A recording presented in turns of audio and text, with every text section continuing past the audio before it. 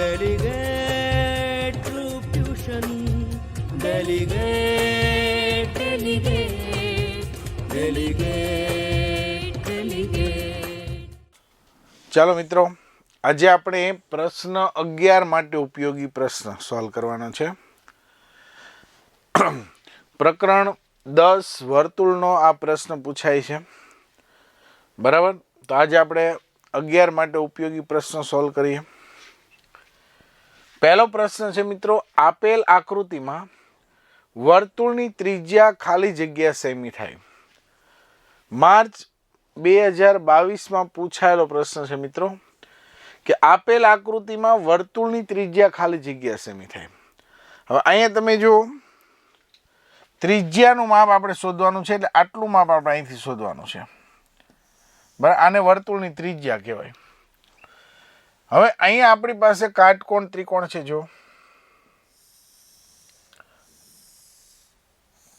આ જે છે એ કેવો છે? કાટકોણ ત્રિકોણ. હવે મિત્રો, જ્યારે કાટકોણ ત્રિકોણ હોય, અહીં કાટખૂણો આપણને બતાવી દીધો. જો આ કાટખૂણો છે, બરાબર, અને હંમેશા એ કાટખૂણો જોઈએ, કારણ કે સ્પર્શ બિંદુએ દોરેલી ત્રિજ્યા સ્પર્શકને લંબ હોય છે. બરાબર, આ પ્રમેય છે, મોસ્ટ આઈએમપી પ્રમેય છે, કરી નાખજો. બરાબર, એટલે અહીંયા ખૂણો 90 અંશનો હોય. એટલે આ જે ત્રિકોણ છે ને કાટકોણ ત્રિકોણ છે. મિત્રો, કાટકોણ ત્રિકોણ હોય ને એમાં જ્યારે તમને બે બાજુ ખબર હોય તો ત્રીજી બાજુનું માપ પાયથાગોરસથી મળે. કઈ રીતે મળે? પાયથાગોરસથી. તો પાયથાગોરસનું સૂત્ર શું કહે છે કે કાટખૂણો સમાવતી બંને બાજુના વર્ગોનો સરવાળો, એટલે કે OA નો સ્ક્વેર પ્લસ AP નો સ્ક્વેર બરાબર OP નો સ્ક્વેર. ખ્યાલ આવે છે? કાટખૂણો સમાવતી એટલે આ બે બાજુ, એના વર્ગોનો સરવાળો કર્ણના વર્ગ બરાબર હોય છે. હવે OA નો વર્ગ એટલે એ આપણને ખબર નથી, ત્રિજ્યા. AP એટલે 12 નો વર્ગ અને OP એટલે 13 નો વર્ગ. OA નો વર્ગ એમના એમ 12 નો વર્ગ 144 થાય, 13 નો વર્ગ 169 થાય. મિત્રો બરાબર, આ OA સ્ક્વેર એમના એમ 144 ઓલી બાજુ 169 માઇનસ 144. તો OA સ્ક્વેર બરાબર 169 માંથી 144 જાય તો 25 વધે. તો વર્ગ કાઢી નાખો તો વર્ગમૂળ થઈ જાય ઓલી બાજુ, તો OA બરાબર 5. 25 નું વર્ગમૂળ શું થાય? 5. આમ તો 25 ના બે વર્ગમૂળ નીકળે, +5 -5, પણ કોઈ દી અંતર માઇનસ ન હોય એટલે આપણે પ્લસ જ લખીએ. તો ત્રિજ્યા જે છે મિત્રો 5 થાય. અને જો તમારે ફટાફટ સોલ્વ કરવું હોય, બરાબર, આટલી રીત ન કરવી હોય તો તમારે શું કરવાનું? પાયથાગોરસની ત્રિપુટી પાકી કરી નાખવાની. બરાબર, હું તમને અહીં લખી દઉં 3 4 5, 3 4 5, પછી 5 12 13, 6 8 10, 7 24 25, 8 15 17, 9 12 15, 9 40 41, 10 24 26. બરાબર, એના પછી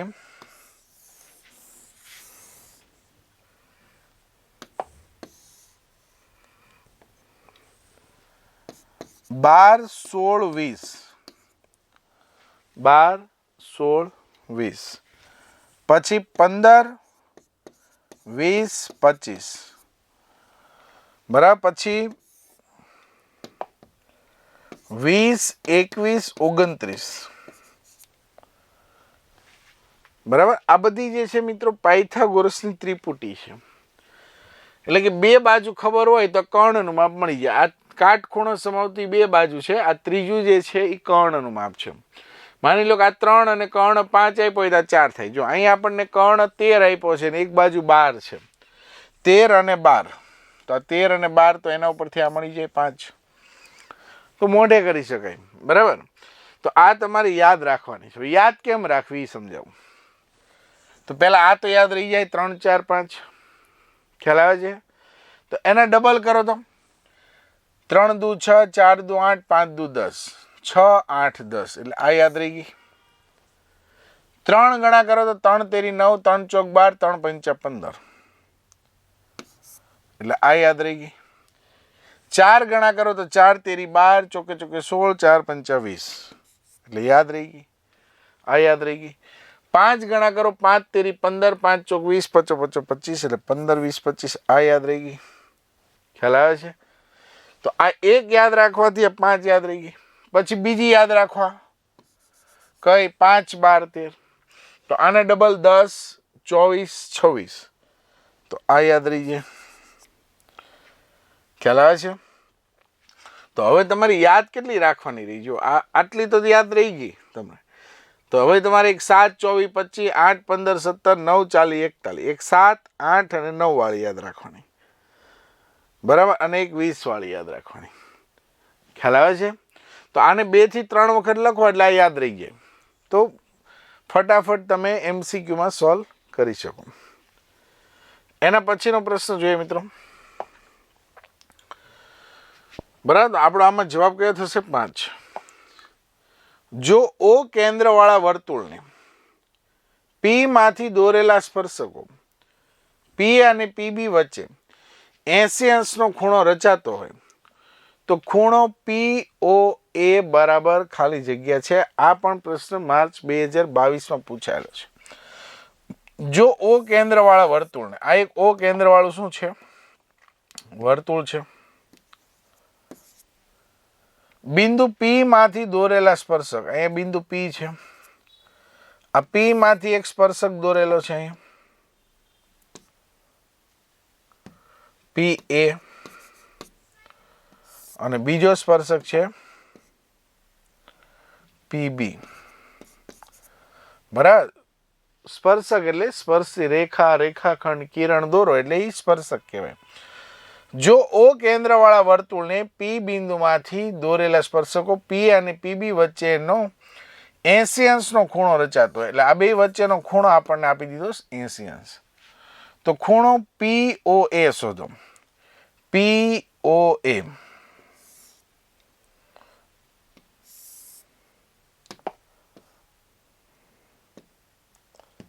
POA આ ખૂણો શોધવાનો છે મિત્રો. તો આ કેટલો થાય એ તમારે જાણવું હોય ને તો તમારે શું કરવાનું? જો આ 80 છે ને તો આ આખો ખૂણો હોય ને એ 100 થાય. આ બે સામેના ખૂણાનો સરળ 180 થાય એટલું યાદ રાખવાનું. કારણ કે આ ખૂણો 90 થાય, આ ખૂણો 90 થાય. શું કામ 90 થાય? સ્પર્શ બિંદુએ દોરેલી ત્રિજ્યા સ્પર્શકને લંબ હોય છે.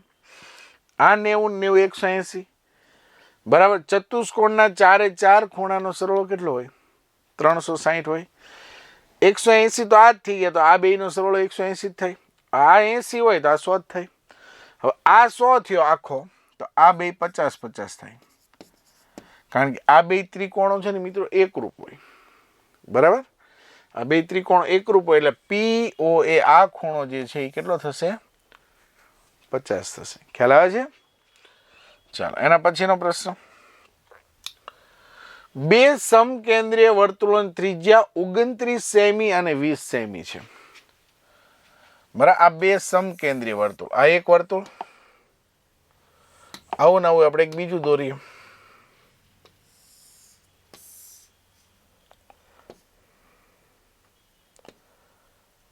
સમકેન્દ્રીય એટલે બેયનું કેન્દ્ર એક જ છે. એક જ કેન્દ્ર અને ભિન્ન ત્રિજ્યાવાળા વર્તુળોને મિત્રો સમકેન્દ્રીય વર્તુળો કહેવાય. બે સમકેન્દ્રીય વર્તુળોની ત્રિજ્યા 29 સેમી અને 20 સેમી છે. એટલે મોટાની ત્રિજ્યા 29 હોય, નાનાની કેટલી હોય? 20 હોય. તો મોટા વર્તુળની કોઈ પણ જીવા જે નાના વર્તુળનો સ્પર્શક થાય તેની લંબાઈ ખાલી જગ્યા સેમી થાય. બરાબર, અહીંયા મોટા વર્તુળની એક જીવા છે. આ જીવા નાના વર્તુળને શું કરે છે? આવી રીતે સ્પર્શે છે. તો આ જીવાની લંબાઈ શોધવાની છે મિત્રો. આનું નામ આપી દો AB. આ ત્રિજ્યા, નાના વર્તુળની ત્રિજ્યા 20 છે, મોટા વર્તુળની ત્રિજ્યા કેટલી છે? 29 છે. બરાબર આપણને આપેલી છે જો વર્તુળની ત્રિજ્યા 29 અને 20 છે એટલે નાના વર્તુળની ત્રિજ્યા 20 થાય, મોટા વર્તુળની ત્રિજ્યા કેટલી થશે 29. ખ્યાલ આવે છે? આ 20 આ 29. તો આપણા જીવાની લંબાઈ શોધવાની છે. હવે મિત્રો એક વસ્તુ યાદ રાખો કે સ્પર્શ બિંદુએ દોરેલી ત્રિજ્યા સ્પર્શકને લંબ હોય એટલે અહીંયા ખૂણો 90 બને. એટલે આ કાટકોણ ત્રિકોણ બન્યો. હવે મેં તમને હમણાં જ કીધું હતું 20, 21, 29 બરાબર, એક ત્રિપુટી લખાવી યાદ હોય તો. આ 20 છે, આ 29 છે, તો આ માપ 21 થાય. જો ન ખ્યાલ હોય તો અહીં તમે જોઈ લો, અથવા તો પાયથાગોરસથી શોધી નાખો. 20, 21, 29. એક 20 હોય, એક 29 હોય તો આ 21 થાય. આ 20 છે, આ 29, આ 21 થાય. એટલે આટલું માપ 21 તો આટલું પણ 21 થાય. તો આખું માપ 42 થાય. તો જીવાની લંબાઈ 42 છે. હવે તમને એમ થાય કે સાહેબ આ બે સરખા ભાગ શું કામ થાય?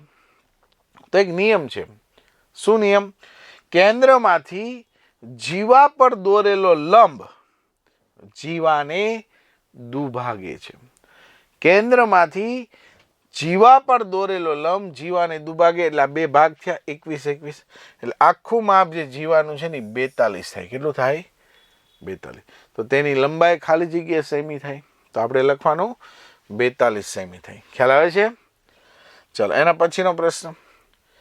ચક્રીય ચતુષ્કોણ ABCDમાં ખૂણો A માઇનસ ખૂણો C 70 હોય તો ખૂણો C બરાબર ખાલી જગ્યા.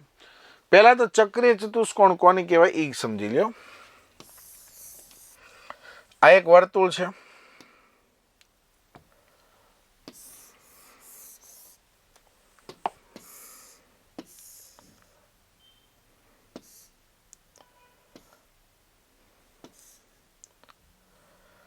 જે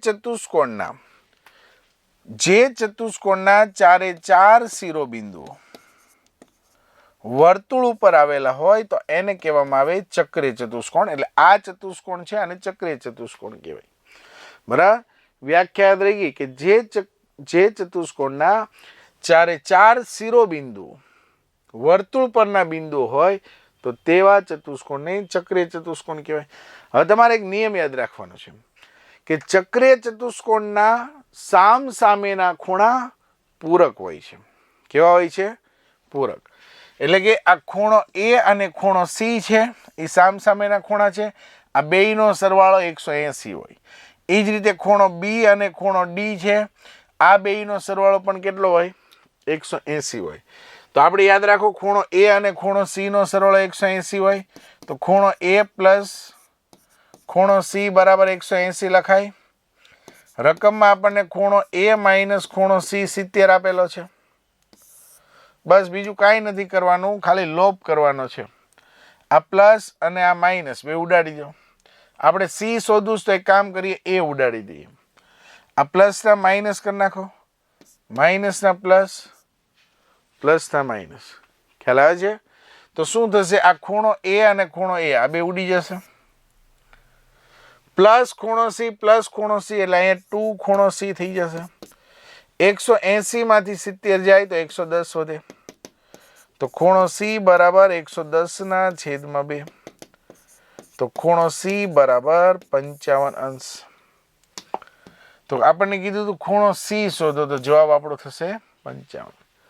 જો ખૂણો A કીધું હોત ને તો આ નિશાની ન બદલે તો આ C ઉડાડી દે સીધું.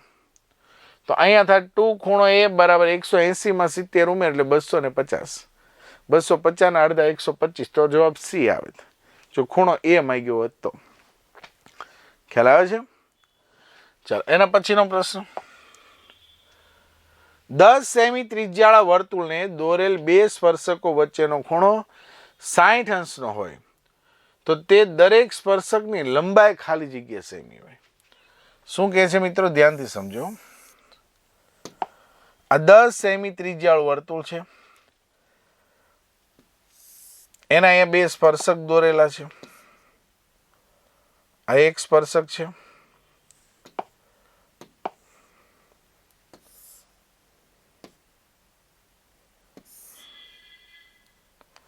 આ બીજો સ્પર્શક. બરાબર, 10 સેમી ત્રિજ્યાવાળું વર્તુળ છે. ત્રિજ્યા છે એ 10 છે.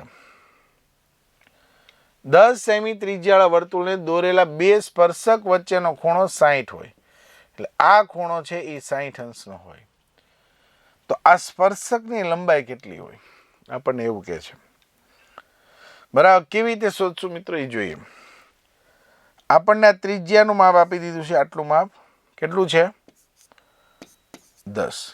10 સેમી ત્રિજ્યા છે. આને હું અહીંથી આમ જોડી દઉં તો આ 60 છે. અહીંયા બે 30 ના ભાગ થશે. ખ્યાલ આવે છે? હવે મિત્રો એક વસ્તુ યાદ રાખો, એક નિયમ તમને કહું કે કાટકોણ ત્રિકોણમાં 30 અંશના ખૂણાની સામેની બાજુનું માપ કર્ણ કરતા અડધું હોય છે. શું? કાટકોણ ત્રિકોણમાં 30 અંશના ખૂણાની સામેની બાજુનું માપ કર્ણ કરતા અડધું હોય છે. બરાબર. એટલે આ 10 છે તો આ કર્ણ જે છે એ 20 થાય. કેટલો થાય? 20. આની કરતા ડબલ થાય. 30 અંશના ખૂણાની સામેની બાજુનું માપ કર્ણ કરતા અડધું હોય. એટલે આ 20 હોય તો આ 10 થાય, આ 10 તો આ 20 થાય. ખ્યાલ આવે છે? તો આપણને એમ કીધું છે સ્પર્શકની લંબાઈ શોધો. આ લંબાઈ શોધવાની છે. હવે તમે અહીંયા નામ આપી દો O, અહીંયા A, અહીંયા P. તો આ કાટકોણ ત્રિકોણ OAP જે છે આ પાયથાગોરસનું સૂત્ર મૂકો. OA square plus AP square, OA square plus AP square બરાબર OP સ્ક્વેર. OA એટલે 10 નો વર્ગ, AP આપણને ખબર નથી. બરાબર. OP એટલે 20 નો વર્ગ. આ 20 કેવી રીતે મળ્યા ખ્યાલ આવી ગયો ને? ચાલો 10 નો વર્ગ કેટલો થશે? 100. AP નો વર્ગ એમના એમ 20 નો વર્ગ એટલે 400. આ 100 ઓલી બાદ જાય તો માઇનસ થઈ જાય. 400 માઇનસ 100 તો AP સ્ક્વેર બરાબર 400 માંથી 100 જાય તો 300 થાય. હવે આપણને ખબર છે કે 100 તેરી 300 થાય. AP સ્ક્વેર બરાબર 100 ગુણ્યા 3 આવું લખાય. 100 તેરી 300 થાય. આ વર્ગ કાઢી નાખો તો ઓલી બાજુ વર્ગમૂળ નીકળે. તો AP બરાબર 100 નું વર્ગમૂળ 10 થાય, 3 નું નીકળે નહીં. તો આટલું માપ છે ને મિત્રો 10√3 થાય. તો સ્પર્શકની લંબાઈ જે છે એ 10√3 સેમી હોય. ખ્યાલ આવે છે? ચાલો એના પછીનો પ્રશ્ન જોઈએ. ત્રિકોણ ABC ની બાજુઓના માપ 12 સેમી, 35 સેમી અને 37 સેમી છે. તો તેની ત્રણેય બાજુને સ્પર્શતા વર્તુળની ત્રિજ્યા ખાલી જગ્યા સેમી હોય. હવે મિત્રો અહીંયા તમે જો ત્રિકોણની બાજુઓમાં 12, 35 અને 37 આપેલા છે. એટલે આ કાટકોણ ત્રિકોણ થાય.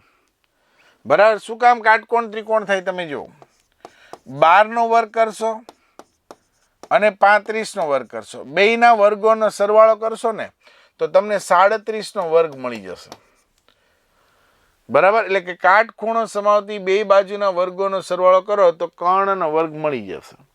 એટલા માટે આ પાયથાગોરસ એટલે ટૂંકમાં આ કાટકોણ ત્રિકોણ થશે. તમે જો 12 નો વર્ગ 144 થાય, 35 નો વર્ગ એટલે 35 ગુણ્યા 35 1225 થાય. આ બેયનો સરવાળો કરશો તો 5 ને 4 9, 2 ને 4 6, 12 ને 1 13, 1369 થયા. અહીંયા 37 નો વર્ગ કરશો, 37 ગુણ્યા 37 તો પણ 1369 જ થશે. તો બે સરખા આવ્યા.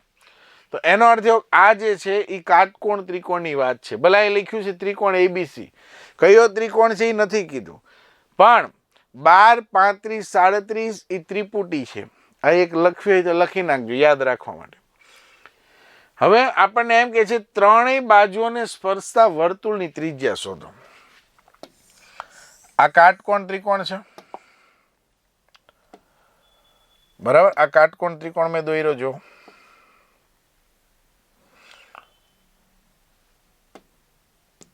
આ માપ 12 છે, આ માપ 35 છે, આ માપ 37 છે. કર્ણ હંમેશા મોટો જ હોય. ત્રિકોણ એબીસી ની બાજુઓના માપ 12, 35 અને 37 સેમી છે. તો તેની ત્રણેય બાજુને સ્પર્શતા વર્તુળની ત્રિજ્યા શોધો. આ એક વર્તુળ છે અહીંયા. એ વર્તુળ કેવું છે? ત્રણેય બાજુઓને સ્પર્શે છે.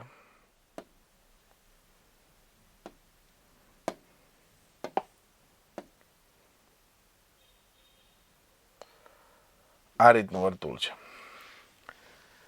ત્રણેય બાજુઓને સ્પર્શતા વર્તુળની ત્રિજ્યા શોધે. એટલે આની ત્રિજ્યા તમારે શોધવાની છે, આટલું માપ. બરાબર? તો આને કહેવાય મિત્રો, પહેલા તો આ જે વર્તુળ છે ને એ ત્રિકોણની અંદર છે, એટલે આને અંતઃવૃત્ત કહેવાય. શું કહેવાય? અંતઃવૃત્ત. અને આ જે ત્રિજ્યા છે ને એને અંતઃ ત્રિજ્યા કહેવાય. શું કહેવાય? અંતઃ ત્રિજ્યા. તો તમારે જ્યારે અંતઃ ત્રિજ્યા શોધ્યું હોય ને કાટકોણ ત્રિકોણની, તો તમારે શું કરવાનું? કાટખૂણો સમાવતી બે બાજુનો સરવાળો માઇનસ કર્ણ છેદમાં 2. આવું સૂત્ર યાદ રાખો. કાટખૂણો સમાવતી બે બાજુનો સરવાળો માઇનસ કર્ણ છેદમાં 2. તો a એટલે 12, b એટલે 35, c એટલે -37 છેદમાં 2.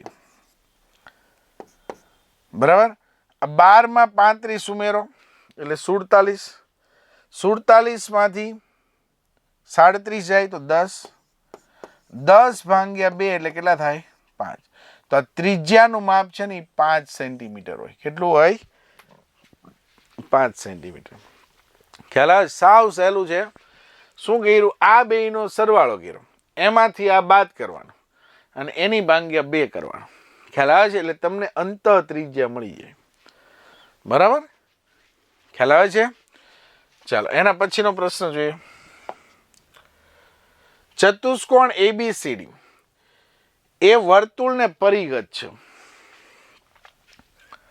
બરાબર? એક ચતુષ્કોણ છે એ વર્તુળને શું છે? પરિગત છે. આ વર્તુળ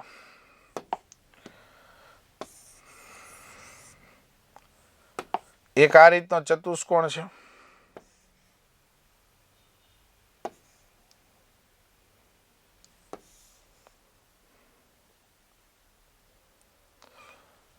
બરાબર? વર્તુળને પરિગત છે. પરિગત એટલે ફરતે.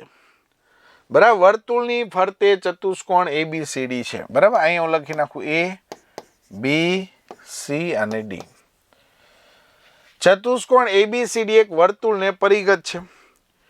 AB નું માપ 5.2 છે. એટલે આ માપ 5.2 છે. BC નું માપ 8.7 છે. CD નું માપ 10.3 છે. આ 10.3. તો આપણને એમ કહે છે DA નું માપ શોધો. તો જ્યારે મિત્રો વર્તુળને ફરતે એટલે કે વર્તુળની ફરતે આવી તે ચતુષ્કોણ હોય, પરિગત હોય, ત્યારે યાદ રાખો કે સામ સામેની બાજુ હોય ને એનો સરવાળો સરખો હોય. આ બેયનો સરવાળો જેટલો હોય ને એટલો જ આ બેયનો સરવાળો થાય. બરાબર? એટલે તમારે આવું સૂત્ર લખવાનું, AB પ્લસ CD. AB અને CD નો સરવાળો જેટલો હોય, BC અને AD નો સરવાળો એટલો જ થાય. બરાબર? AB નું માપ 5.2 છે. CD નું માપ 10.3 છે. BC નું માપ 8.7 છે. AD આપણે શોધવાનું છે, એટલે કે DA શોધવાનું છે. હવે આ બેયનો સરવાળો કરીએ તો 2 ને 3 5, 10 ને 5 15. 8.7 આ બાજુ આવે એટલે માઇનસ થઈ જાય, તો અહીંયા વધે ખાલી AD. 15.5 માંથી 8.7 બાદ કરો. 15.5 માંથી 8.7 બાદ કરો. 15 માંથી 7 જાય તો 8, અહીંયા થઈ જશે 14, 14 માંથી 8 જાય 6. તો આ માપ છે 6.8 થાય. કેટલું થાય? 6.8 સેન્ટીમીટર. ખ્યાલ આવે છે? તો આપણો જવાબ થશે B. ખાલી આ બેયનો સરવાળો કરો. આ બેયનો સરવાળો જેટલો હોય ને એટલો આ બેયનો સરવાળો થાય. આ 10 ને 5 15.5 થાય છે. તો 8.7 માં કેટલા ઉમેરો તો 15.5 થાય. તો ભાઈ 8.7 માં 6.8 ઉમેરો એટલે 15.5 થઈ જાય. ખ્યાલ આવે છે? તો આ સૂત્ર યાદ રાખજો જ્યારે આ રીતની આકૃતિ આવે. એના પછી ચક્રીય ચતુષ્કોણ ABCD માં ચક્રીય ચતુષ્કોણનો પ્રશ્ન આવે ને મિત્રો એટલે યાદ રાખવાનું કે સામ સામેના ખૂણા કેવા હોય? પૂરક હોય. ચક્રીય ચતુષ્કોણ ABCDમાં 5 ખૂણો B બરાબર 7 ખૂણો D હોય તો ખૂણો B બરાબર ખાલી જગ્યા. હવે અહીંયા આપણને આવું આપ્યું છે 5 ખૂણો B બરાબર 7 ખૂણો D આવું આપ્યું છે. હવે આપણે મિત્રો આવું એક જાણીએ છીએ. શું જાણીએ છીએ? કે ખૂણો B અને ખૂણો D બેયનો સરવાળો કેટલો હોય? 180. ચક્રીય ચતુષ્કોણમાં સામ સામેના ખૂણા પૂરક હોય એટલે કે B અને D બે સામ સામેના ખૂણા થાય તો B અને D નો સરવાળો કેટલો હોય? 180. હવે અહીંયા 5 ખૂણો B લખેલું છે. અહીંયા 5 ખૂણો B કરવું હોય તો અહીંયા 5 ગુણી દો તો 5 અહીંયા ગુણાય, 5 અહીંયા ગુણો એટલે 18 પંચા 90 એટલે 900 થાય. શું કર્યું? આ આખા સમીકરણને 5 વડે ગુણ્યા. હવે હું શું કરું છું? ધ્યાનથી જોઉં. બરાબર, આ 5 ખૂણો B ની જગ્યાએ હું આ લખું છું કારણ કે આ બે તો સરખું જ છે, રકમમાં આપ્યું છે. તો 5 ખૂણા B ની જગ્યાએ 7 ખૂણો D લખી નાખો. આ 5 ખૂણો D એમના એમ બરાબર 900. ખ્યાલ આવે છે? હવે 7 ખૂણો D વત્તા 5 ખૂણો D કરીએ. 7 ખૂણો D માં 5 ખૂણો D શું કર્યું? ખ્યાલ આવ્યો ને? આને 5 વડે ગુણ્યા. 5 વડે ગુણ્યા એટલે 5 ખૂણો B 5 વત્તા 5 ખૂણો D અહીંયા 5 વડે ગુણો એટલે 180 પંચા 900 થાય. હવે 5 ખૂણો B બરાબર 7 ખૂણો D છે એટલે અહીંયા લખ્યું 7 ખૂણો D આ એમના એમ આ 900. 7 માં 5 માં એટલે 12 ખૂણો D બરાબર 900. તો ખૂણો D બરાબર 900 ના છેદમાં 12 થાય. 12 અહીંથી આમ જાય છેદમાં જાય. હવે 900 તમે 900 ભાગ્યા 12 કરો તો શું મળે? 12 સત્તા 84, 6 વધે 12 પંચા 60 કેટલા મળ્યા? 75. તો ખૂણો D આપણને મળશે 75. આપણે ખૂણો B શોધવાનો છે. જો મિત્રો ખૂણો D મળ્યો તો આપણે કામ કરીએ. આપણને ખબર છે કે ખૂણો B અને ખૂણો D બેયનો સરવાળો 180 હોય. D 75 છે.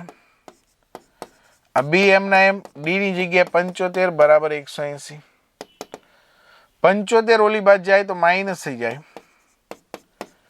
180 માઇનસ 75 તો ખૂણો B બરાબર 105 અંશ. તો ખૂણો B જે છે એ મિત્રો કેટલો થશે? 105 અંશ. ખ્યાલ આવે છે? એના પછીનો પ્રશ્ન જોઈએ. ત્રિકોણ ABC માં ખૂણો B 90 અંશ છે. જો અહીંયા કહી દીધું છે ખૂણો B 90 છે. બરાબર, ત્રિકોણ ABC માં ખૂણો B 90 છે આવું કહી દીધું છે. એટલે કે આ રીતનો કાટકોણ ત્રિકોણ છે. ત્રિકોણ ABC માં ખૂણો B જે છે એ 90 અંશનો ખૂણો છે. AB નું માપ 8 છે, BC નું માપ 15 છે. તો ત્રિકોણ ABC ના અંતઃવૃત્તની ત્રિજ્યા ખાલી જગ્યા સેમી થાય. આની અંદર જે છે એક વર્તુળ દોરેલું છે આવી રીતે. ખ્યાલ આવે છે? તો આ વર્તુળની ત્રિજ્યા આપણે શોધવાની છે. આટલું માપ. હવે 8 છે, આ 15 છે, તો પાયથાગોરસ થી આ 17 મળે કે નહીં? મેં તમને હમણાં ત્રિપુટી લખાવી. 8 15 17. હવે તમારે શું કરવાનું? આ ત્રિજ્યા શોધવી છે. તો અંતઃ ત્રિજ્યા શોધવી હોય કાટકોણ ત્રિકોણની તો A plus B minus C છેદમાં 2 આવું સૂત્ર યાદ રાખો. A પ્લસ B એટલે કાટખૂણો સમાવતી બે બાજુનો સરવાળો, માઇનસ C એટલે કર્ણ 17 છેદમાં 2. 15 ને 8 23, 23 માંથી 17 જાય તો 6 છેદમાં 2. 6 ભાગ્યા 2 એટલે કેટલા થાય? 3. તો અહીંયા જે આપણને ત્રિજ્યા જે મળશે એ કેટલી મળશે? 3 સેન્ટીમીટર. ખ્યાલ આવે છે? અંતઃ ત્રિજ્યા શોધવાનું સૂત્ર યાદ રાખી લેજો. આગળ એક દાખલો આવ્યો તો બીજો આવ્યો. બરાબર? એના પછી જો કોઈ વર્તુળની બે ત્રિજ્યાઓ વચ્ચેનો ખૂણો 125 હોય તો તે બે ત્રિજ્યાઓના અંત્ય બિંદુએ દોરેલા સ્પર્શકો વચ્ચેનો ખૂણો ખાલી જગ્યા થાય. શું કહે છે મિત્રો? આ એક વર્તુળ છે. આ વર્તુળમાં આ બે ત્રિજ્યા દોરેલી છે, એક આ અને એક આ. આ બે વચ્ચેનો ખૂણો જે છે 125 છે. તો તે બે ત્રિજ્યાઓના અંત્ય બિંદુએ, આ અંત્ય બિંદુએ દોરેલા સ્પર્શક, એક સ્પર્શક આ દોરેલો છે આ રીતે, બીજો સ્પર્શક અહીંથી આમ દોરેલો છે.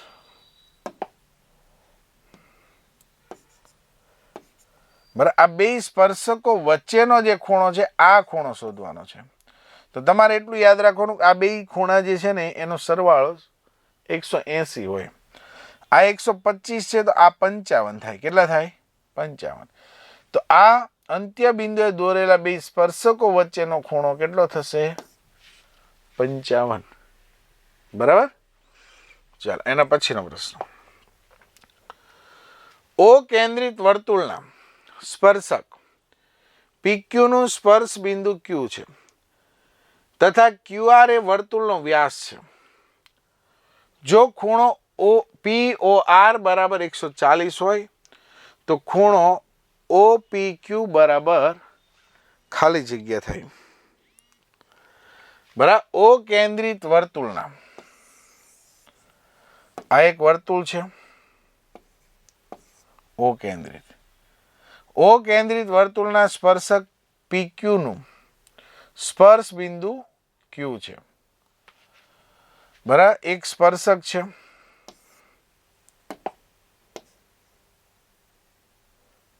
આ સ્પર્શક. બરાબર. સ્પર્શક કયો છે? PQ. એનું સ્પર્શ બિંદુ Q છે એટલે આ સ્પર્શ બિંદુ કહેવાય. તથા QR એ વર્તુળનો વ્યાસ છે. QR જે છે એ વર્તુળનો શું છે? એક વ્યાસ છે.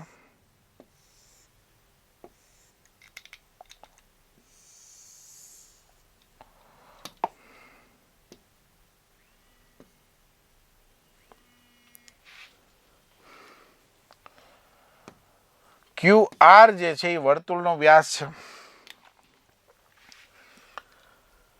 જો ખૂણો POR 140 હોય, POR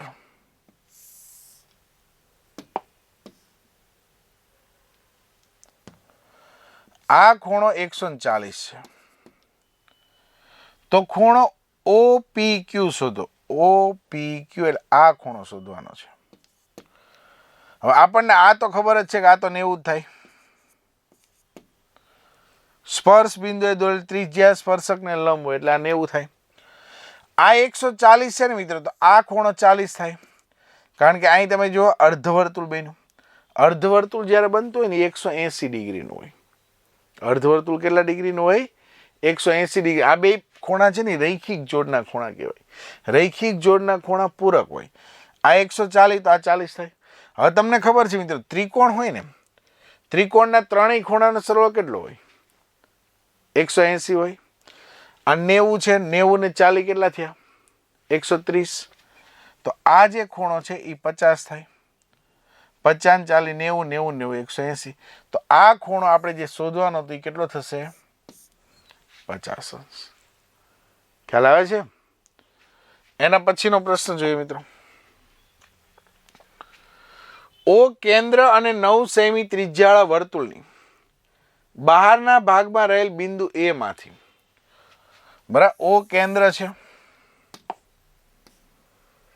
અને 9 સેમી ત્રિજ્યા છે. આ ઓ કેન્દ્ર અને 9 સેમી ત્રિજ્યા વાળા વર્તુળની બહારના ભાગમાં રહેલ બિંદુ A માંથી, આ બહારના ભાગમાં કયું બિંદુ છે? A માંથી દોરેલા સ્પર્શકો, એક સ્પર્શક છે AP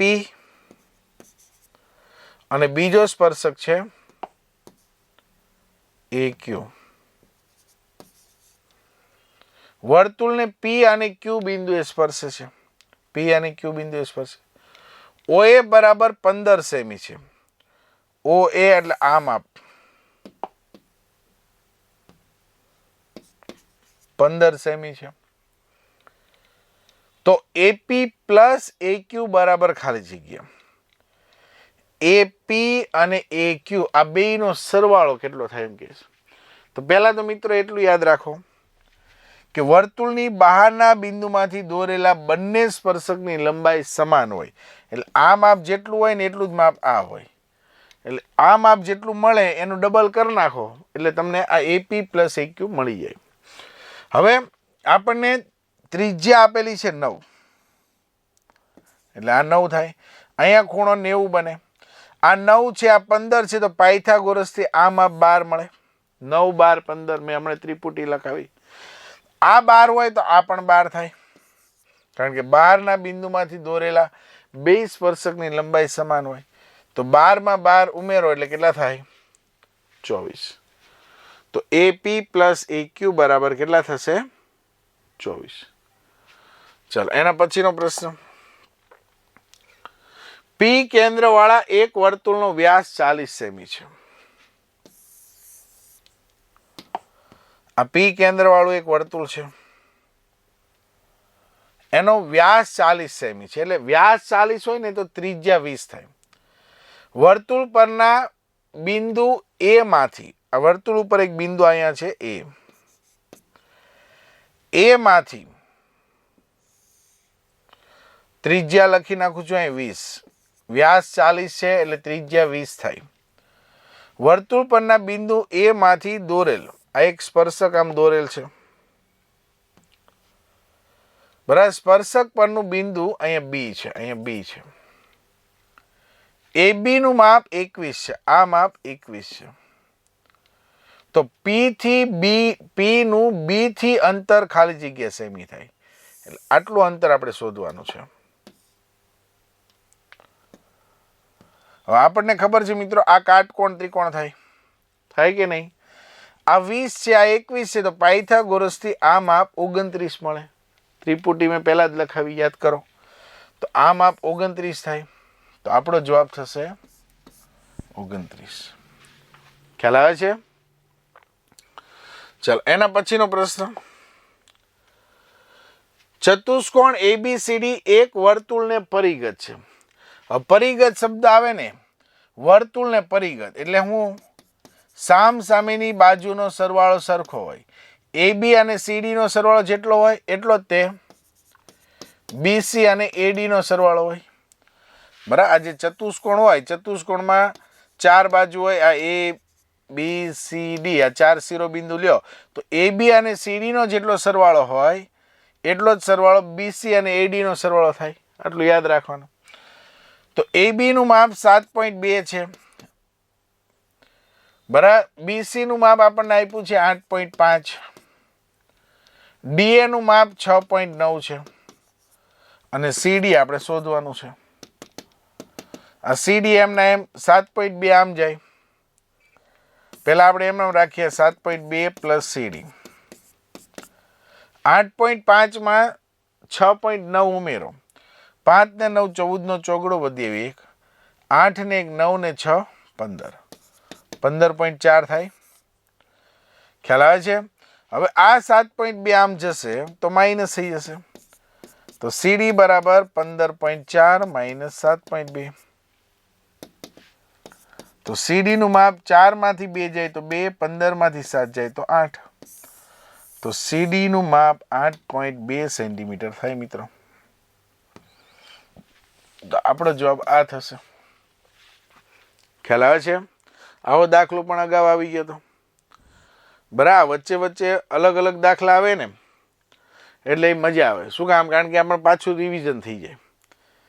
બરાબર. એક સરખા હારવાર લઈએ ને ત્યારે આવડી જાય પણ પાછું ભૂલી જવાય છે, પેપરમાં નથી આવડતો આપણને. બરાબર. એટલે અહીંયા શું થાય કે અલગ અલગ જો વારા ફરતી એકની એક રીત રિપીટ કરેલી છે. જો પાછો સમકેન્દ્રીય વર્તુળોનો દાખલો આવ્યો. આપણે આગળ એક દાખલો આવ્યો હતો. 2 સમકેન્દ્રીય વર્તુળો પૈકી, બરાબર, આ એક વર્તુળ, આવું ને આવું એક બીજું વર્તુળ.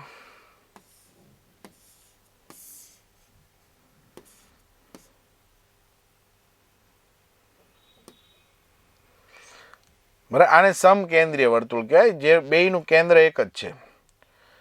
બેયનું કેન્દ્ર એક છે અને ત્રિજ્યા અલગ અલગ છે, તો આ બેને સમકેન્દ્રીય વર્તુળ કહેવાય.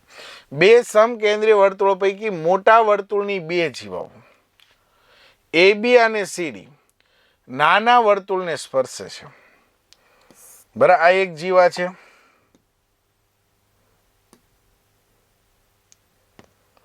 બરાબર, આ જીવાની લંબાઈ કેટલી છે? AB ની લંબાઈ છે 6.9.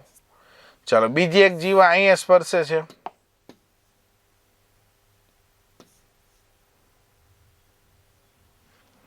બરાબર, આ CD.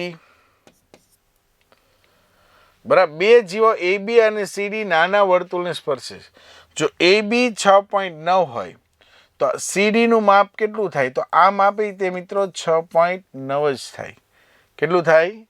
6.9. આ બે સરખી જ જીવાની લંબાઈ થાય. બરાબર, તો આ થશે 6.9.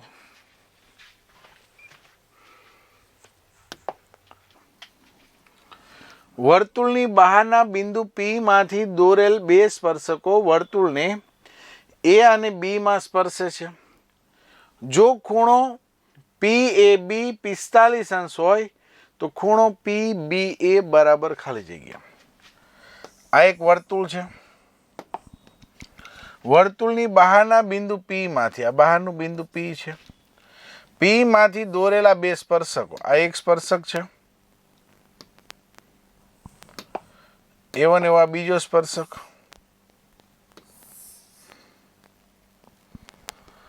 બરાબર, વર્તુળની બહારના બિંદુ P માંથી દોરેલ બે સ્પર્શકો વર્તુળને A અને B માં સ્પર્શે છે. જો ખૂણો PAB 45 હોય, PAB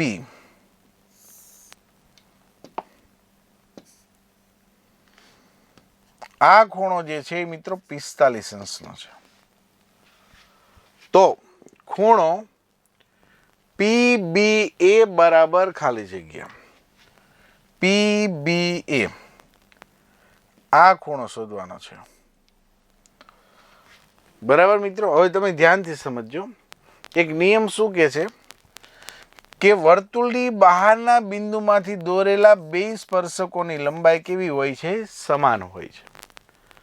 વર્તુળની બહારના બિંદુમાંથી દોરેલા બે સ્પર્શકોની લંબાઈ સમાન હોય છે, એટલે આ બે લંબાઈ સમાન થઈ.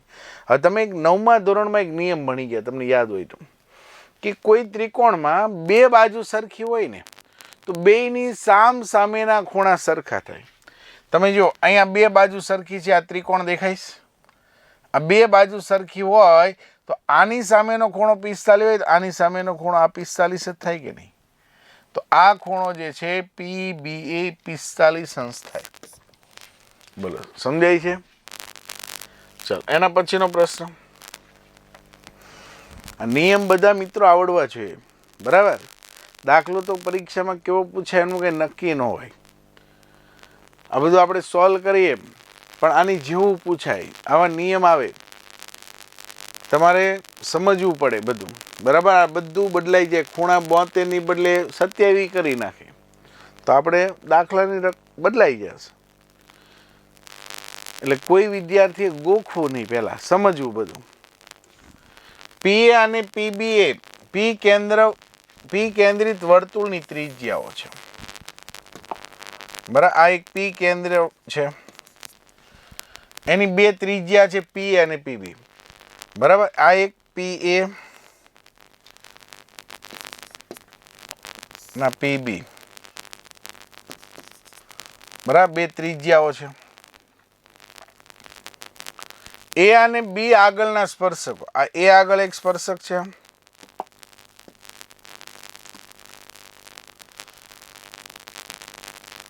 અને એ જ રીતે અહીંયા એક B આગળ સ્પર્શક છે.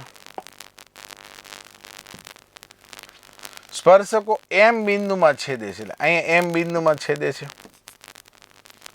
જો ખૂણો AMB 72 હોય, AMB એટલે આ ખૂણો છે એ 72 અંશ હોય, તો APB આ ખૂણો કેટલો થાય? તો મેં તમને કીધેલું છે કે આ બે ખૂણા હોય ને એનો સરવાળો કેટલો હોય? 180. આ 72 છે તો આ 108 થાય. થાય કે નહીં? તો આપણો જવાબ થશે 108. બરાબર. ચાલો એના પછીનો પ્રશ્ન જોઈએ. વર્તુળની બહારના બિંદુ P માંથી દોરેલા સ્પર્શકો વર્તુળને A અને B માં સ્પર્શે છે. એટલે આકૃતિ જે છે યાની જેવી જ છે. આ વર્તુળ છે. વર્તુળની બહારના બિંદુ P માંથી, આ કેન્દ્ર છે, આ બહારનું બિંદુ P છે, P માંથી દોરેલા સ્પર્શકો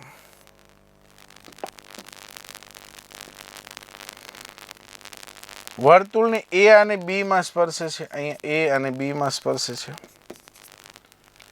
જો ખૂણો PAB 60 હોય, PAB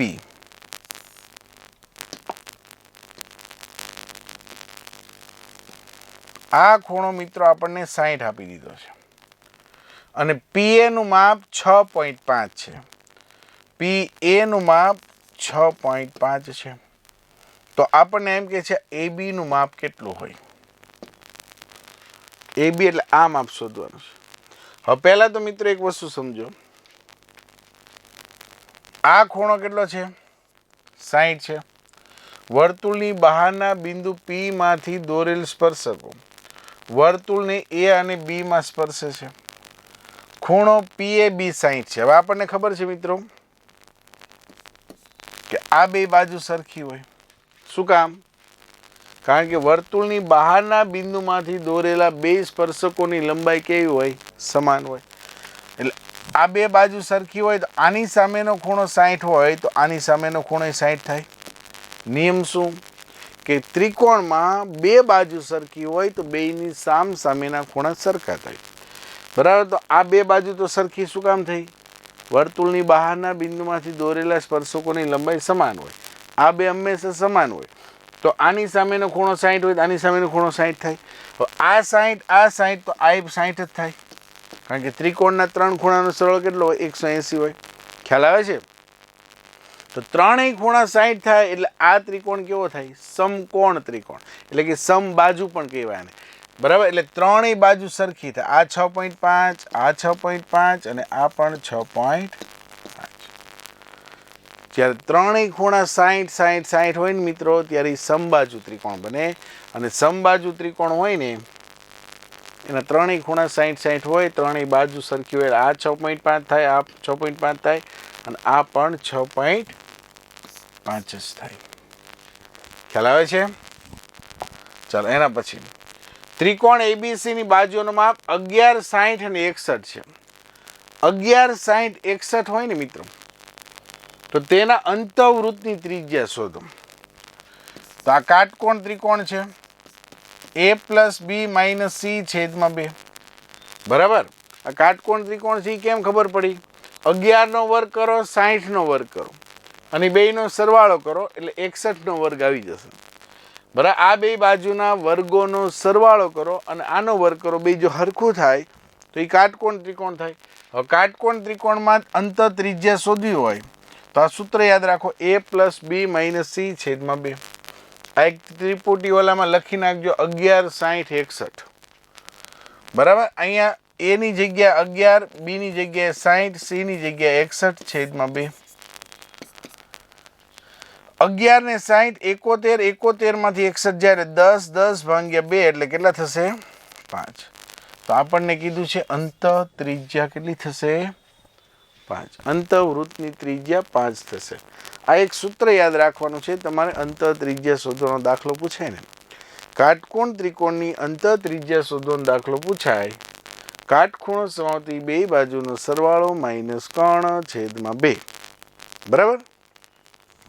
ચાલો ચતુષ્કોણ XYZW એક વર્તુળને પરિગત છે. જો વર્તુળને પરિગત આવે એટલે શું?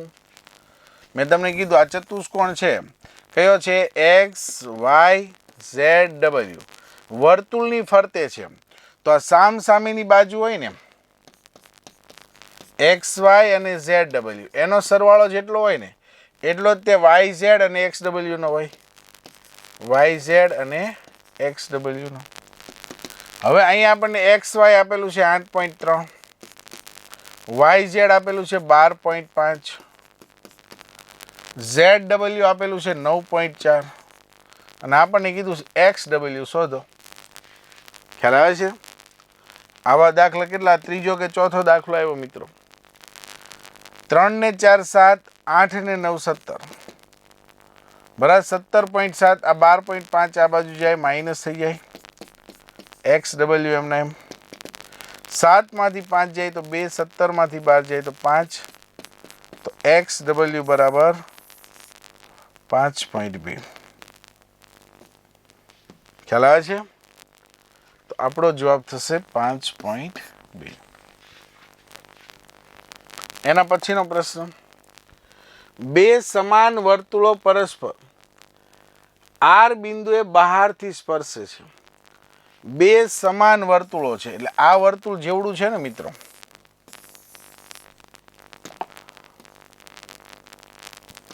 એવું જ આ વર્તુળ છે બીજું, બરાબર. બે બહારથી આર બિંદુએ સ્પર્શે છે, બરાબર. એટલે અહીંયા જે સ્પર્શે છે આર બિંદુ છે. બે સમાન વર્તુળો પરસ્પર આર બિંદુએ બહારથી સ્પર્શે છે જો પીક્યુ એ તેમનો સામાન્ય સ્પર્શક હોય, બરાબર. પીક્યુ જે છે એ શું છે? સામાન્ય સ્પર્શક હોય. તો ખૂણો પી આર ક્યુ શોધો, બરાબર. આ પીક્યુ જે છે એ એક સામાન્ય શું છે? સ્પર્શક છે.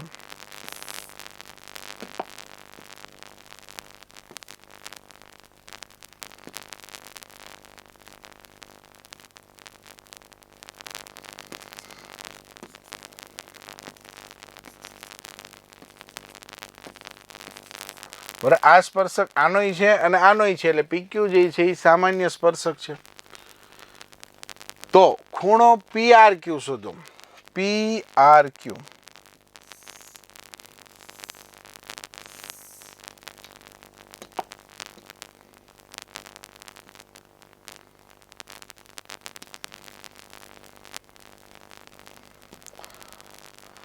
બરાબર. P R Q, P R Q એટલે આ ખૂણો આપણે શોધવાનો છે મિત્રો, આટલો ખૂણો. તો આ ખૂણો જે છે ને એ કેટલો થશે મિત્રો, એ પહેલા સમજીએ. હવે આ સ્પર્શક છે. હવે આ બે છે ને મિત્રો, આ બે જીવાની લંબાઈ છે ને એ કેવી થશે? સમાન થશે, બરાબર. આ બે આ જે જીવા જે છે એ બે જીવાની લંબાઈ કેવી થશે? સમાન થશે, બરાબર. શું કામ સમાન થશે? કારણ કે આ આર જો બિંદુ છે એ બેયમાં આવેલું છે, આમાંય તે આમાંય તે, બરાબર. બેયનું સામાન્ય બિંદુ છે અને આ સ્પર્શક પણ સામાન્ય છે, બરાબર. તો અહીંયાથી આ માપ અને અહીંયાથી આ માપ એટલે બે જીવાની લંબાઈ કેવી થશે? સરખી થશે. હવે એટલે કે આ જે ત્રિકોણ બનશે ને એ મિત્રો યાદ રાખો સમદ્વિબાજુ કાટકોણ ત્રિકોણ બને. કેવો બને? સમદ્વિબાજુ કાટકોણ ત્રિકોણ, બરાબર. એટલે આ બે બાજુ સરખી થાય અને આ ખૂણો છે ને એ 90 અંશનો થાય. કેટલો થાય? 90 અંશનો, બરાબર. તો એક વસ્તુ યાદ રાખજો, તો ખૂણો પીઆર ક્યુ નું માપ છે કેટલું થશે? 90 અંશ, બરાબર. ચલો એના પછીનો પ્રશ્ન જોઈએ મિત્રો.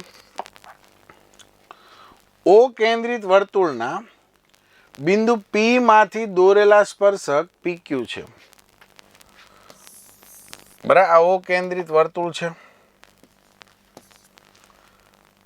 ઓ કેન્દ્રિત વર્તુળના બિંદુ પી માંથી, આ બિંદુ પી છે, પી માંથી દોરેલો સ્પર્શક, આ એક સ્પર્શક છે. આ સ્પર્શક કયો છે? પી ક્યુ છે. જો ત્રિકોણ ઓ પી ક્યુ સમદ્વિભુજ ત્રિકોણ હોય, ઓ પી ક્યુ, આ ત્રિકોણ આપણને એમ કે છે સમદ્વિભુજ હોય. સમદ્વિભુજ એટલે બે બાજુ સરખી, બરાબર. હવે આ કાટકોણ ત્રિકોણ બને, બે બાજુ સરખી એટલે આ બે જ સરખી થાય. આ તો થાય નહીં, કારણ કે એ તો કર્ણ થાય, કર્ણ હંમેશા મોટો હોય. સમદ્વિભુજ ત્રિકોણ હોય તો ખૂણો ઓ ક્યુ પી કેટલો થાય? OQP આ ખૂણો કેટલો થાય? તો એક વસ્તુ સમજો, આ ખૂણો છે ને મિત્રો 90 થાય, બરાબર છે? ત્રિકોણના 3 ખૂણા હોય એમાંથી આ તો 90 થાય, ફિક્સ છે. અમે તમને કીધું કે બે બાજુ જ્યારે સરખી હોય ને ત્રિકોણમાં, તો બેયની સામેના ખૂણા કેવા હોય? સરખા. તો આની સામેનો ખૂણો આ અને આની સામેનો ખૂણો આ બે સરખા છે. હવે આ ખૂણો એક 90 છે. એક ત્રિકોણના 3 ખૂણાનો સરવાળો 180 હોય. 180 માંથી 90 ગયા તો 90 વધ્યા, તો આ 45 થાય ને આ 45 થાય. આ બે સરખા થશે. શું કામ? બે બાજુ સરખી છે. બે બાજુ સરખી તો બેયની સામેના ખૂણા સરખા થાય. તો આપણે આ ખૂણો શોધવાનો તો કેટલો થશે? 45. OQP, બરાબર. ચાલો એના પછીનો પ્રશ્ન જોઈએ. ઓ કેન્દ્રિત વર્તુળને બાહ્ય બિંદુ P માંથી દોરેલા સ્પર્શક. આ ઓ કેન્દ્રિત વર્તુળ છે, એના બાહ્ય બિંદુ P છે, આ એમાંથી દોરેલા સ્પર્શક. એક સ્પર્શક આ છે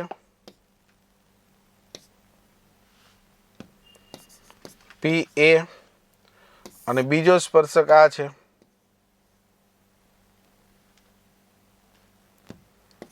PB. વચ્ચેના ખૂણાનું માપ 58 છે. એટલે આ ખૂણો જે છે એ 58 અંશ હોય. તો ખૂણો POA શોધો. POA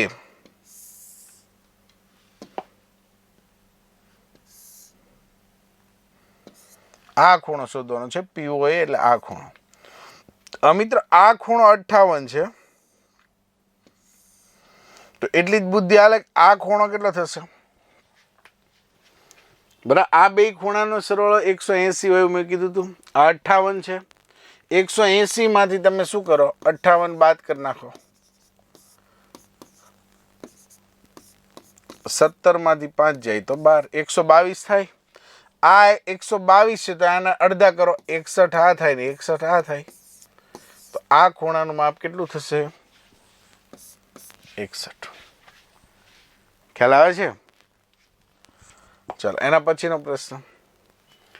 P કેન્દ્રિત વર્તુળની બહારના ભાગમાં આવેલ બિંદુ A માંથી દોરેલા સ્પર્શક વર્તુળને B બિંદુમાં સ્પર્શે છે. બરાબર. P કેન્દ્રિત વર્તુળ છે, એની બહારના ભાગમાં આવેલ બિંદુ A માંથી દોરેલા સ્પર્શક વર્તુળને B માં સ્પર્શે છે. અહીંયા વર્તુળને ક્યાં સ્પર્શે છે? આ B બિંદુમાં સ્પર્શે છે. જો PA 37 હોય, PA એટલે આટલું માપ છે એ 37 છે. AB નું માપ જે છે એ 35 છે. તો વર્તુળનો વ્યાસ શોધો. શું શોધવાનું છે? વ્યાસ. હવે આ મિત્રો આ 37 છે, આ 35 છે, આ માપ મળી જાય પાયથાગોરસથી, કારણ કે આ કાટકોણ ત્રિકોણ બને. મેં તમને કીધું હતું 12, 35, 37. આપણે હમણાં જ એક ત્રિપુટી આવી હતી. તો આ ત્રિજ્યા છે ને 12 થાય. કેટલી થાય? 12. આટલું 12 તો આખું માપ 24 થાય. બરાબર. વ્યાસ શોધવાનો છે. વ્યાસનું માપ હોય ને ત્રિજ્યા કરતા બમણું હોય મિત્રો. તો આ 12 એટલે આખું માપ જે છે એ 24 થાય. તો વ્યાસ આપણે લખવાનો 24. ખ્યાલ આવે છે? એક આ ત્રિપુટી યાદ રાખજો. 12, 35, 37. Delegate Group Tuition. Delegate, delegate.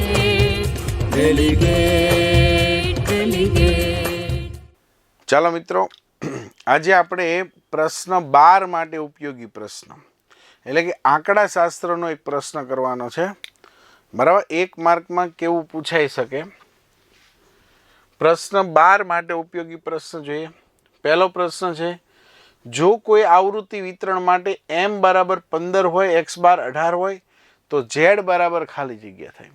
તો મિત્રો આવું સૂત્ર યાદ રાખો કે z બરાબર 3m - 2x બાર થાય. બરાબર. આ 3m ના m ની જગ્યાએ 15 લખો, x બારની જગ્યાએ 18 લખો.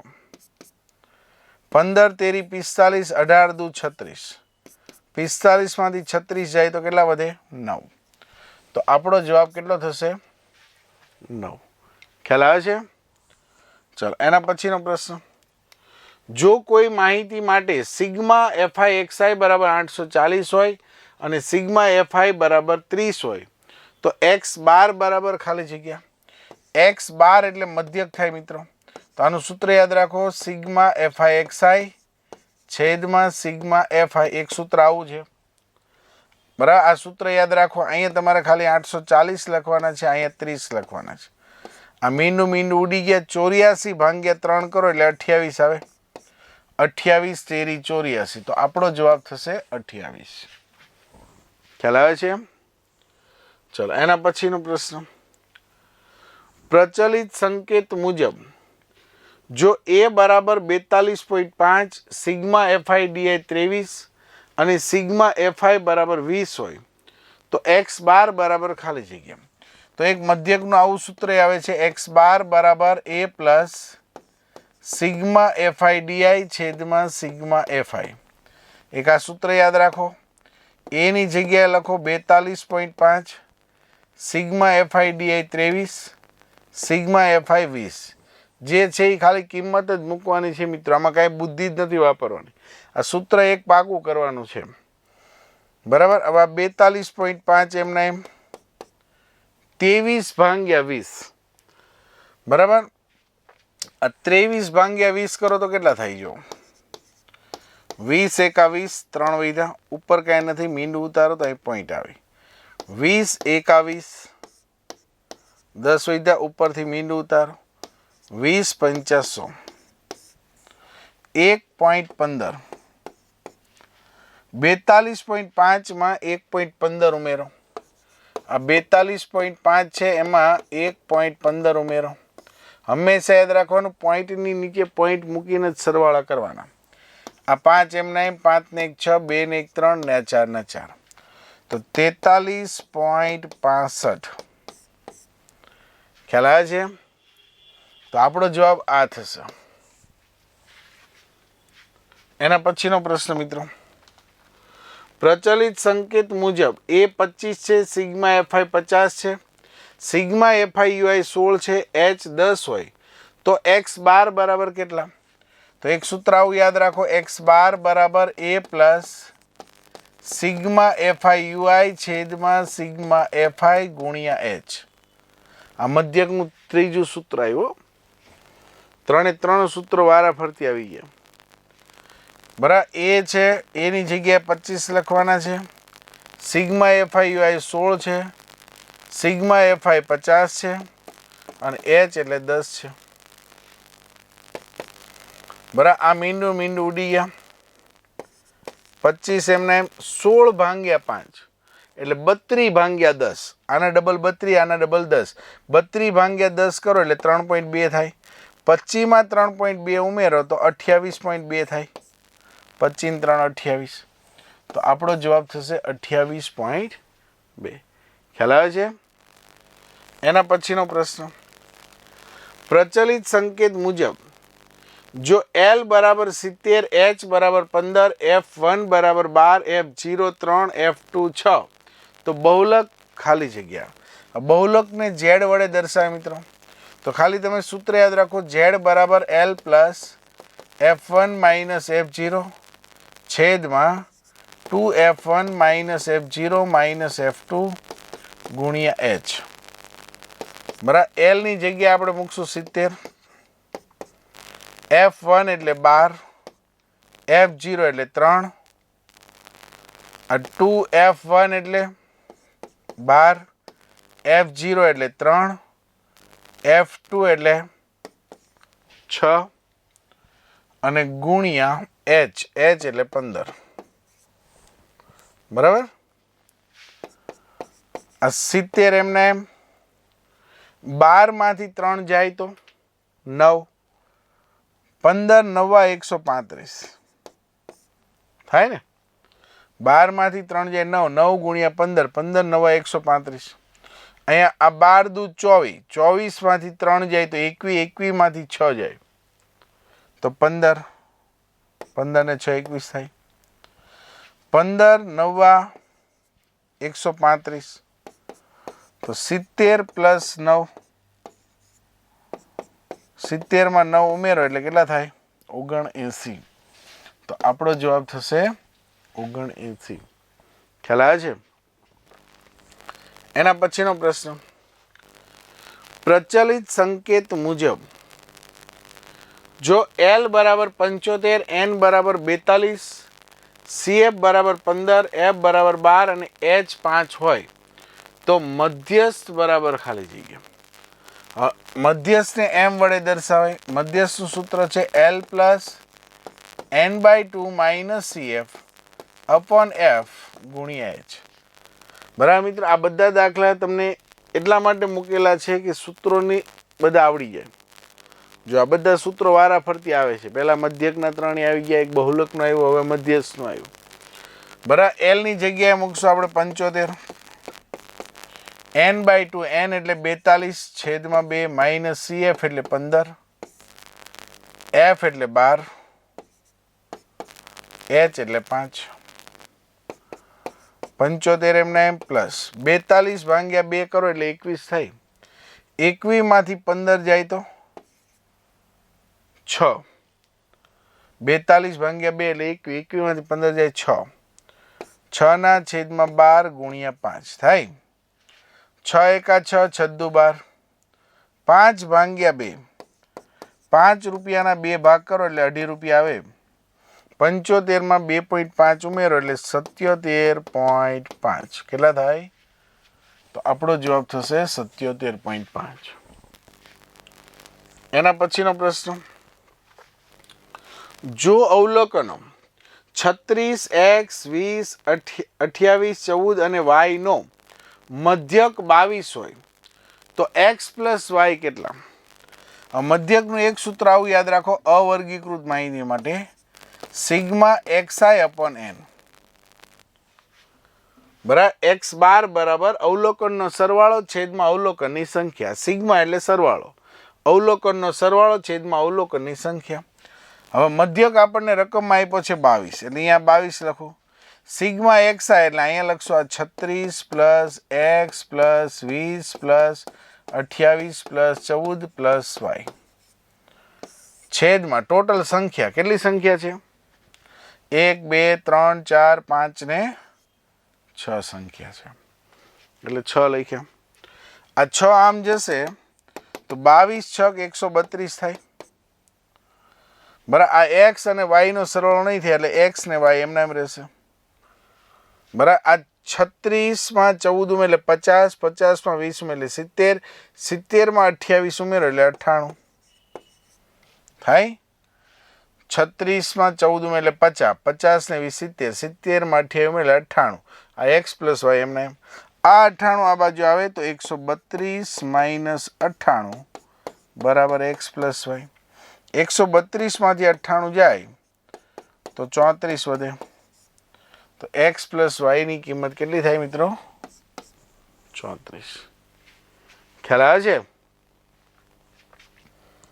એના પછીનો પ્રશ્ન, ચડતા ક્રમે ગોઠવેલા અવલોકનો 27, 28, 29, x પ્લસ 5, x પ્લસ 8, 33, 34 અને 37 નો મધ્યસ્થ 30.5 હોય તો x બરાબર ખાલી જગ્યા. હવે આવો પ્રશ્ન પૂછાય ને મિત્રો. ચડતા ક્રમે આપેલી સંખ્યા કઈ છે? 27, 28, 29, પછી x પ્લસ 5 છે, પછી x પ્લસ 8 છે, પછી 33 છે, પછી 34 છે અને પછી 37 છે. હવે આપણને એમ કે છે આનો મધ્યસ્થ 30.5 છે. મધ્યસ્થ એટલે શું? વચ્ચેનું. વચ્ચેની સંખ્યા કઈ છે? 30.5. હવે આમાં વચ્ચે કઈ છે? જો ન ખબર પડે બે બાજુ એક એક કેન્સલ કરતા જાઓ. તો વચ્ચે બે સંખ્યા વધી. બરાબર, આમાં વચ્ચે કેટલી સંખ્યા વધી? 2. તો આ 2 માંથી કઈ લેવાની? તો ભાઈ 2 નો સરવાળો કરીને ભાગ્યા 2 કરો ને એનો મધ્યસ્થ થાય. મધ્યસ્થ કેટલો આપેલો છે? 30.5. આ 2 નો સરવાળા કરીને ભાગ્યા કેટલા કરવાના? 2. બરાબર, કારણ કે વચ્ચે એક સંખ્યા નથી વધતી, 2 વધે છે, તો બેયનો સરવાળો કરીને એના અડધા કરવાના, એ આપણો મધ્યસ્થ થાય, એટલે બરાબર 30.5. એક્સમાં એક્સ ઉમેરે 2x, 8 ને 5 13, આ 2 એમના એમ 30.5. આ 2x પ્લસ 13 એમના એમ 2 આમ જાય, 30.5 દુ 61 થાય, 30 દુ 60, 60માં 1 ઉમે 61, 13 આમ જાય માઇનસ થઈ જાય, તો 2x બરાબર 61 માઇનસ 13, તો 2x બરાબર 61 માંથી 13 જાય તો 11 માંથી 3 જાય તો 8, 5 માંથી 1 જાય તો 4, 48 થાય, તો x બરાબર 48 ના છેદમાં 2, 24 દુ 48, તો x બરાબર 24. આપણને x શોધવાનું કીધું છે, ખ્યાલ આવે છે? એના પછીનો પ્રશ્ન, જો અવલોકનો 15, 17, 23, 28, 23, 25, 19, 28 અને x નો બહુલક 23 હોય તો x પ્લસ 7 કેટલા હોય? હવે મિત્રો આ માહિતી જે છે એનો બહુલક 23 છે, એટલે એનો અર્થ એવો થાય કે 23 જે સૌથી વધારે વખત આવે છે. હવે આમાં તમે જો 23 કેટલી વખત છે? 1 વખત છે, 2 વખત છે, બરાબર? ચાલો હવે 15 1 વખત છે, 17 1 વખત છે, 28 એ પણ 2 વખત છે. જો પણ અહીંયા આપણને એમ કીધું છે બહુલક 23 છે. હવે બહુલક 23 છે એટલે એનો અર્થ એવો થાય કે x જે છે એની જગ્યાએ 23 જ હોય, તો જ આ 23 3 વખત થાય. 28 2 વખત છે, 23 3 વખત થયા, એટલે બહુલક કયો થઈ ગયો? 23. બરાબર? તો નો બહુલક 23 હોય એટલે x ની કિંમત જે છે એ કેટલી થશે? 23 થશે. તો 23 માં 7 ઉમેરો એટલે આ માપ x પ્લસ 7, x પ્લસ 7 એટલે 23 પ્લસ 7 30 થાય. ખ્યાલ આવે છે? માહિતીનો બહુલક આપણને 23 કીધો છે, 23 કીધો એટલે શું? 23 વધારે વખત છે. હવે અત્યારે તમે અહીં જુઓ તો 23 2 વખત છે, 28 2 વખત છે, તો આ x ની જગ્યાએ શું મૂકો તો બહુલક 23 થઈ જાય? તો 23 મૂકો તો જ થાય ને, કારણ કે તો જ 23 3 વખત થઈ જાય. ખ્યાલ આવે છે? એટલે 23 x ની જગ્યાએ મૂકો એટલે બહુલક 23 થઈ જાય, એટલે x ની જગ્યાએ 23, 23 માં 7 ઉમેરો તો 30, તો આપણો જવાબ કેટલો થશે? 30. એના પછીનો પ્રશ્ન, જો નીચે આપેલ આવૃત્તિ વિતરણનો મધ્યક 2.35 હોય તો f બરાબર ખાલી જગ્યા. હવે મિત્રો આવી માહિતી આવે ને જ્યારે, તો એક મધ્યકનું પહેલા સૂત્ર યાદ રાખો, x બાર બરાબર સિગ્મા fi xi છેદમાં સિગ્મા fi. બરાબર? xi અને fi બે વસ્તુ આપેલું એટલે આ સૂત્ર મૂકી દેવાનું, સિગ્મા fi xi છેદમાં સિગ્મા fi. મધ્યક આપણને 2.35 કીધો છે, એટલે અહીં 2.35 લખી નાખીએ મધ્યક. સિગ્મા fi, સિગ્મા fi એટલે fi નો સરવાળો, આ બધાનો સરવાળો કરીએ તો 6 ને 4 10 ને 3 13 ને 1 14, f plus 14 sigma fi xi. હવે આપણે એક કામ કરીએ, fi xi આપણી પાસે નથી, ગોતીએ. xi છે, fi છે, પણ fi xi નથી, એટલે આ બેયનો ગુણાકાર કરવાનો, 6 એકા 6, આ બેયનો ગુણાકાર 2f થાય, અહીં 3 ચોખ્ખું 12 થાય, આ 4 તેરી 12 થાય, અને આ 5 એકા 5 થાય, એટલે આ આપણને નવું ખાનું મળ્યું. કયું? fi xi. આપણે શું જોઈએ છે? સિગ્મા fi xi, એટલે બધાનો સરવાળો કરો, તો સિગ્મા fi xi કેટલા થશે? આ બધાનો સરવાળો કરીએ તો 12 ને 12 24, 24 ને 36, 30 ને 5 35, 2f પ્લસ 35. અહીંયા લખશું આપણે 2f પ્લસ 35. ખ્યાલ આવે છે?